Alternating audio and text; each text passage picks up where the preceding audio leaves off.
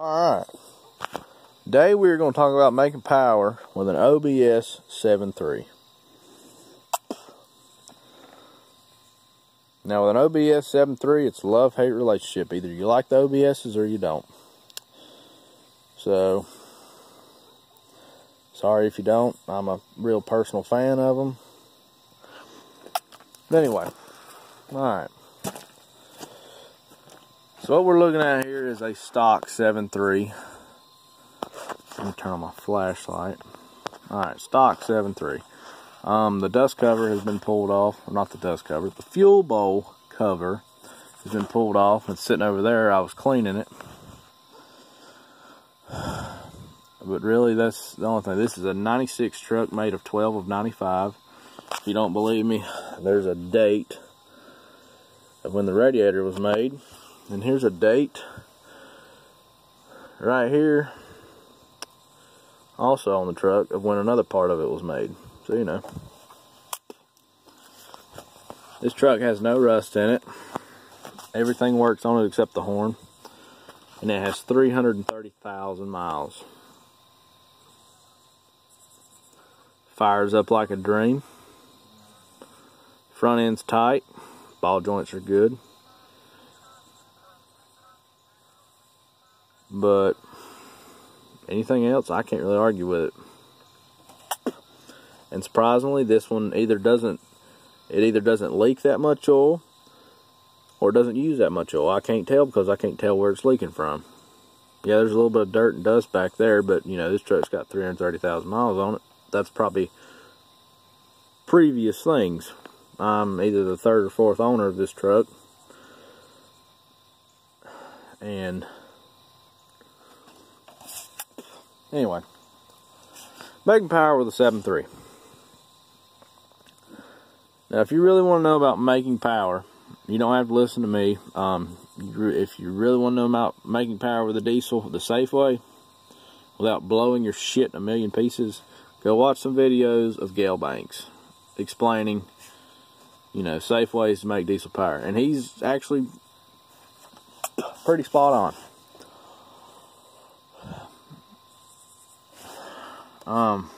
Mods so far I've only done to this truck is just the 6637 part number air filter. This is actually a Wix air filter. It is not a Napa nor a Walmart air filter. Part number on the Wix air filter is 546637. But now, making power. Alright, this one still has the stock downpipe. Well, that's restrictive, you know, and that's more EGTs, and it's harder to get exhaust gases out, especially being this exhaust is still stock. It means it has the catalytic converter and still the muffler in there.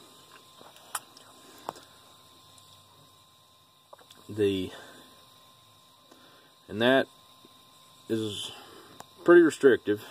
Now, an old truck like this, where I'm from, it's not really a big deal to get rid of them kind of things. Not too many people say anything about it. But depending on where you're from is depending on if you can delete that stuff or not. But in my personal opinion, regardless, if you can without a trace, that's what I do.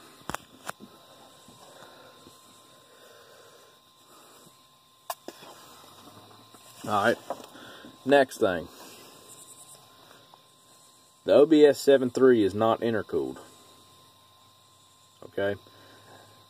That means the air coming from the compressor goes straight into the intake manifold. It doesn't come around like the later model 7.3s with the intercooler. Come across the radiator into the intercooler,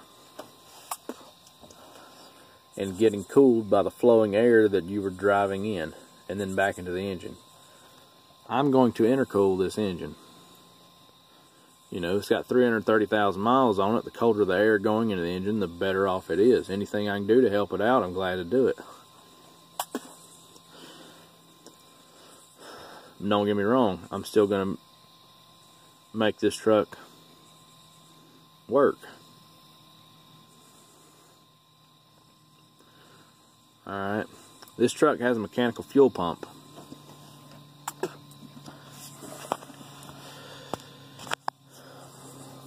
being it is mechanical and not electronic like the later model 7.3 also, it is also harder to make power with these engines. Now if you convert it to electronic, it's a whole lot easier. There's a little bit more room under the hood of these. You can actually see everything.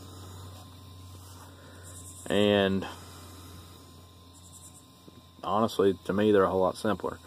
This is all, now, fuel-wise, this is a Huey system engine. Huey, I can't exactly remember the exact term of how everything means, or you know what the exact wording for Huey, but it's H-U-I. Now, basically, what the Huey system is driven off of is the oil pump on the crankshaft.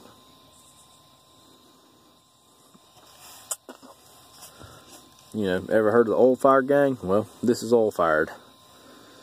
Oil pump turns the injectors in this truck. Same with the later model 7.3.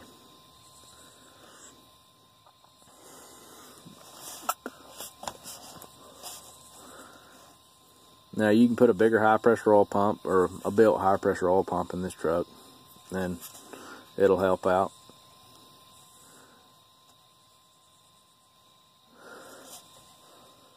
Which, what I'm probably going to do later on, you know, whenever I get a little bit older, more money in the account, I'm probably going to P-pump this truck.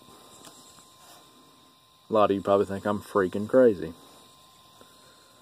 There's a kit you can buy, and it's extremely expensive, but I feel like I can do it cheaper by doing it myself and maybe getting some of the parts custom made. But if you take either an inline pump off a 640 Perkins or a 510 Perkins, that's an inline 8 pump, just like on 12 valve, except that's an inline 6 pump. You'd get rid of being oil fired. You could run a gear off the cam to run the injection pump,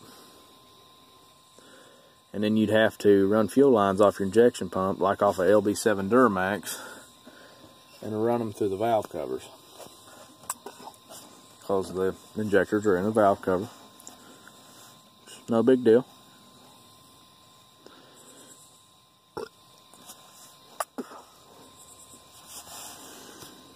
And you get rid of electronics, and you still have the 7.3 power plant, except, you know, it's a little bit more reliable. You ain't got to worry about an ICP sensor. You know, you've got an injection pump running off a cam.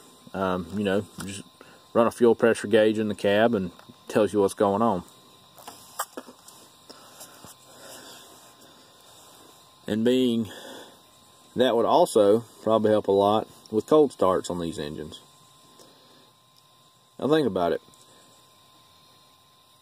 If the oil pump has to turn the injectors to turn, that means whenever it's, you know, under 32 degrees outside and you're running 1540, you're trying to turn 40 weight oil in a clearance this big. It's not going to work out all that well. It's going to take a time or two before it finally gets up through there. Some do it better than others, I'll be honest with you. Some 7.3s ain't got a problem with it. Some don't.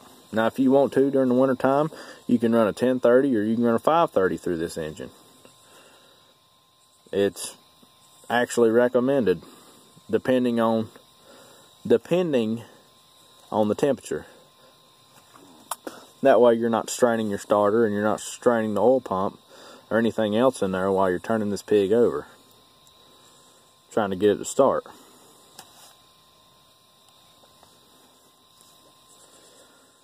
Alright, back to air. Now,